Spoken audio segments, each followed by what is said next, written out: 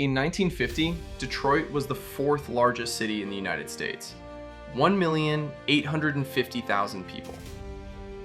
Loud, dirty, proud, and completely alive. Every morning, hundreds of thousands of workers poured into factories that were literally building the future. The machines that moved all of America. The Ford River Rouge complex alone employed 100,000 people. Iron ore in one end, finished car out the other. 28 hours. The median income in Detroit was the highest of any American city. People had 2 cars, which made sense. They built them and could buy them at cost. The American dream wasn't an abstraction in Detroit. It had a parking spot.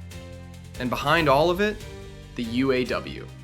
The United Auto Workers Union, founded in 1935, had fought tooth and nail for the workers who built Detroit's empire. The sit-down strikes of 1936 and 1937 were legendary. Workers literally occupied the GM factories and refused to leave until the company recognized the union. GM called the police. The workers held the line. They won. By the 1950s, UAW members earned wages that had turned working-class families into the American middle class. It was one of the most successful labor organizing efforts in human history. During World War II, the factory switched from cars to tanks and bombers almost overnight. Ford produced B-24 bombers at 1 per hour.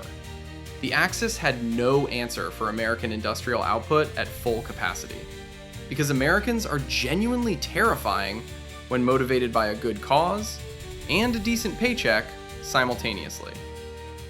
It was the best of times, and it was about to become something else entirely. Richest city in America. 2 cars. 1 paycheck. Blink. The first crack appeared before anyone noticed. And it was paved. Literally.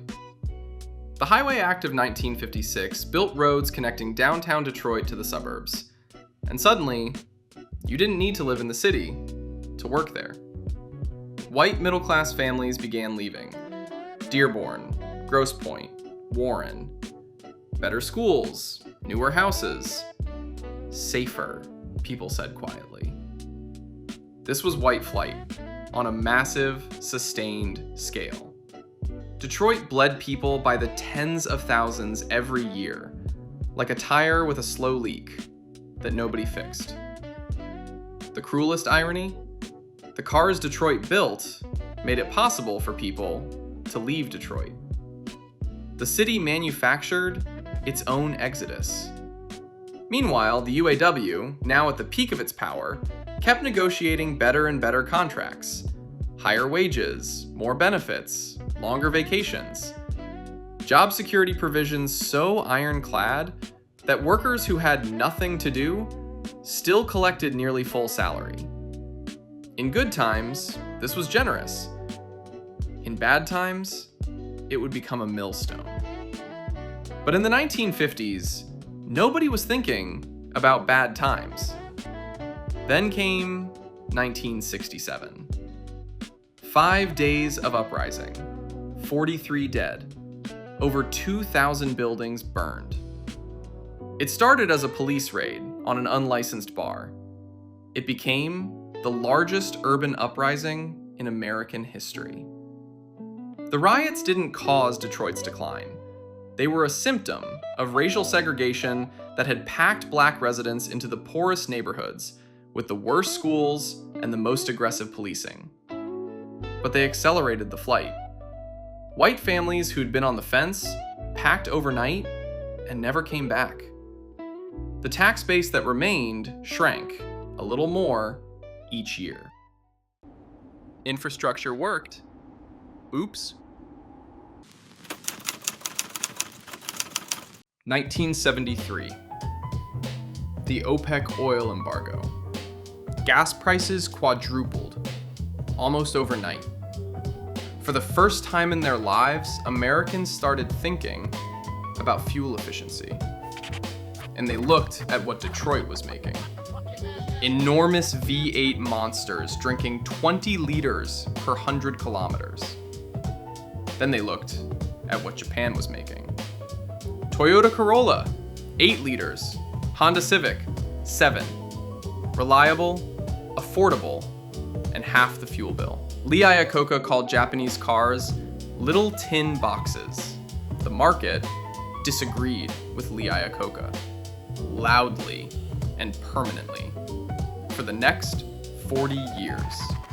This is where the union story becomes complicated, and anyone who gives you a simple version of it is lying to you. By the late 1970s, the UAW had negotiated extraordinary compensation packages for Detroit workers.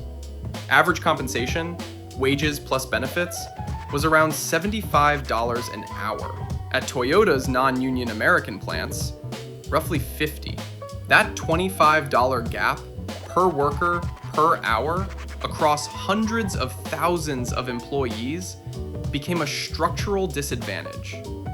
Detroit simply couldn't compete away. When Japanese automakers started taking Detroit's market share, the Big Three couldn't cut costs fast enough to respond. The UAW had also negotiated something called the Jobs Bank. Workers who were laid off continued receiving nearly full pay and benefits while waiting to be called back. At its peak, thousands of people were being paid to do essentially nothing, while the companies were bleeding money. GM was spending more on healthcare for retirees than on steel for new cars. The union defended these benefits fiercely. They had been earned. Workers depended on them. The automakers accepted them during the boom years. Then the boom ended. And suddenly, everyone was trapped. Nobody had planned for Japan. GM's own research in the 1970s clearly showed that customers wanted smaller, more efficient cars. GM responded by creating the Chevrolet Vega, a compact car so spectacularly unreliable, its engine sometimes literally dissolved from the inside. Engineers argued for years about why the aluminum blocks corroded. The Vega became one of the most recalled vehicles in American history. Meanwhile, Toyota simply kept building reliable, affordable cars and kept gaining market share with a quiet consistency that Detroit refused to take seriously until it was far too late. Factories began closing, one by one. Each closure meant thousands of lost jobs.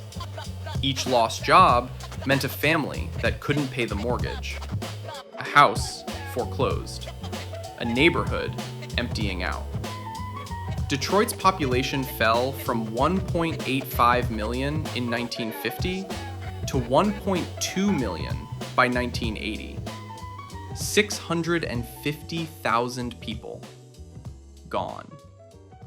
Toyota engineered. Detroit scheduled meetings. The 1980s hit Detroit from every direction at the same time. The crack cocaine epidemic devastated communities already weakened by unemployment. In 1986, there were 646 murders, more than one every 13 hours. Detroit earned the nickname Murder City. Every October 30th, arsonists burned vacant buildings across the city, a ritual called Devil's Night. At its peak, 800 fires in a single night. The city responded by organizing 40,000 volunteers to patrol the streets under the banner of Angels Night. When your city's safety depends on an annual volunteer fire prevention army, something has gone deeply wrong. Mayor Coleman Young served from 1974 to 1994. 20 years. He was Detroit's first black mayor and a genuine veteran of the civil rights movement. But by most measures, he was also a catastrophically bad administrator. Under Young, city services collapsed, crime exploded, and the middle class kept leaving. His response to white flight was essentially, "Don't let the door hit you." Emotionally understandable, given Detroit's brutal racial history. Fiscally, it was disastrous for a city that desperately needed its tax base. He's remembered as both hero and villain, sometimes by the same person in the same sentence. In 1979, Chrysler required a $1.5 billion federal bailout, the largest corporate rescue in American history at that point. Lee Iacocca turned the company around with the minivan, temporarily. The real problem never went away. Detroit kept building cars people didn't want. Japan kept building cars people did. Nothing fundamental had changed. UAW membership, which peaked at 1.7 million in 1979, began to fall. Factory after factory closed. The union that had helped build America's middle class was now watching its own world disappear.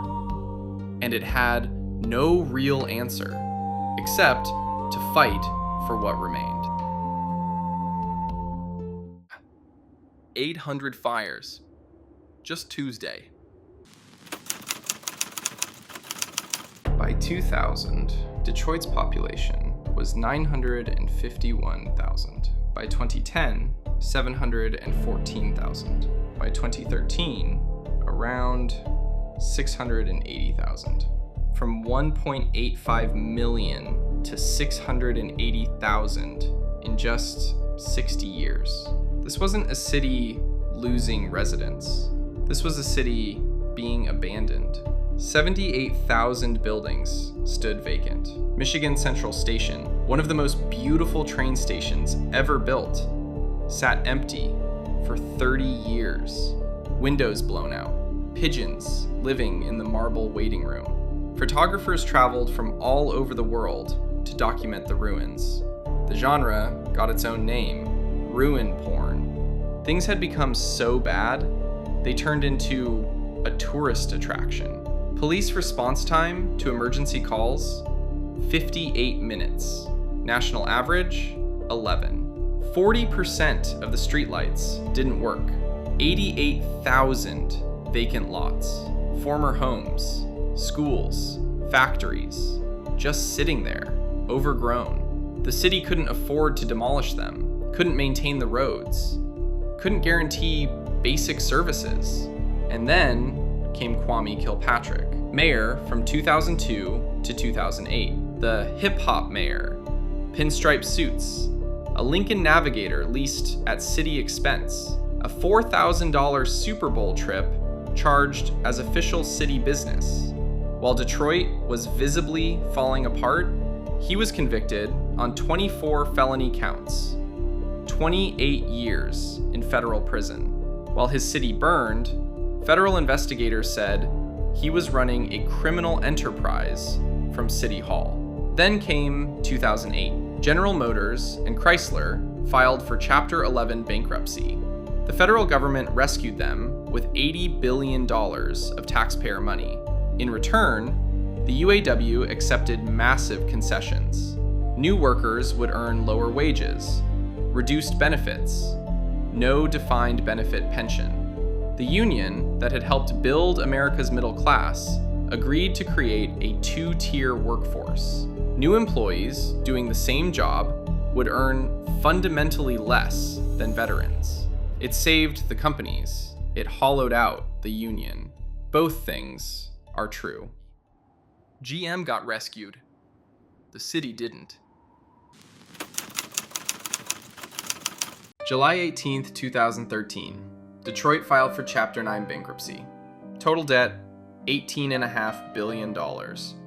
Largest municipal bankruptcy in American history, larger than the next 5 combined. Over 100,000 creditors, banks, bondholders, and the pensioners, police officers, firefighters, teachers, sanitation workers, who had spent their careers serving the city and were waiting for the retirement they'd been promised. The plan cut their pensions by 4.5%. These were the people who had stayed when everyone else left. The city couldn't keep its word to them. During the bankruptcy proceedings, lawyers had serious arguments about whether to sell the Detroit Institute of Arts, Bruegel, Rembrandt, Diego Rivera, to cover the debts. Whether to sell a Rembrandt to pay firefighter pensions. That sentence, more than any statistic, describes how far things had fallen. Ultimately, a deal protected the art. Detroit kept its Rembrandts. Pensioners kept slightly reduced pensions. This was considered a good outcome. Michigan Central Station was purchased by Ford in 2018 for renovation into a tech campus. The building that symbolized Detroit's death would be restored by one of the companies that built its life. And the UAW? It survived. Shrunken, transformed, still fighting. Membership had fallen from 1.7 million at its peak to around 375,000. Most UAW members today don't work in auto factories. They work at universities, hospitals, government offices. In 2023, UAW President Shawn Fain led a historic strike against all three Detroit automakers simultaneously and won a 25% raise over 4 years. The union that Detroit built still exists. It just doesn't look like it used to. Imagine pawning Rembrandt. They did. Detroit's story has no single villain. The automakers got complacent and refused to adapt. The UAW won extraordinary benefits for its members that became an unsustainable cost structure when competition arrived. Politicians served their constituents and made terrible long-term decisions. Families moved somewhere that looked better. All of these things together, in this particular order, over 60 years, destroyed one of the great American cities. The tragedy isn't that someone did something evil. It's that hundreds of thousands of people who did everything right lost everything anyway, because the industry they built their lives around decided to build somewhere cheaper. Detroit today is genuinely recovering. Population has grown for 2 consecutive years, first time since the 1950s. New businesses, revitalized neighborhoods.